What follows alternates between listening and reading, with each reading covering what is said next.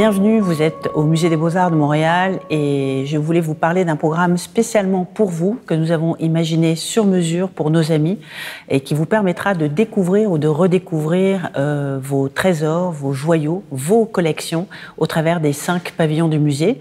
J'ai fait un choix de mes coups de cœur au travers de cette collection extraordinaire et je vous invite à venir la découvrir grâce aux ateliers thématiques, grâce aux visites guidées, grâce aux parcours spécifiques que nous allons imaginer pour la première fois pour vous, donc afin que vous compreniez, que vous exploriez, que vous soyez encore plus à la rencontre de ces œuvres extraordinaires que nous conservons au Musée des Beaux-Arts de Montréal.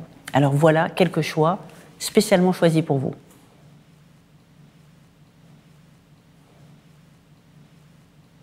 Tom Thomson, un géant de l'art canadien.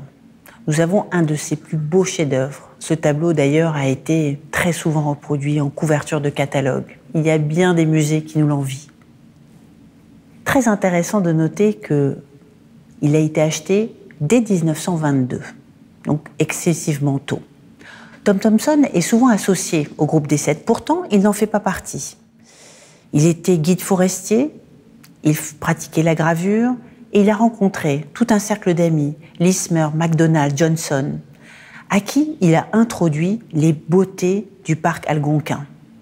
Il partait en randonnée, en expédition, donc dans ces forêts qu'il adorait, dans cette nature extraordinaire, la nature canadienne, qu'il a tellement bien retranscrit avec cette peinture dans le Nord. Pourquoi ce tableau est particulièrement un chef-d'œuvre? Pourtant, quand on l'a vu, il a été critiqué. On trouvait ses empattements affreux. On trouvait vraiment la manière effrontée, presque d'une grande dégénérescence morale.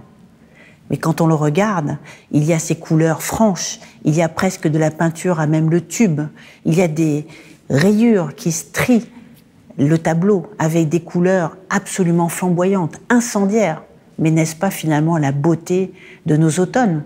C'est exactement cela que Tom Thomson a réussi à retranscrire. Tom Thomson a disparu de manière très mystérieuse. On pense qu'il s'est noyé accidentellement, on ne sait pas trop.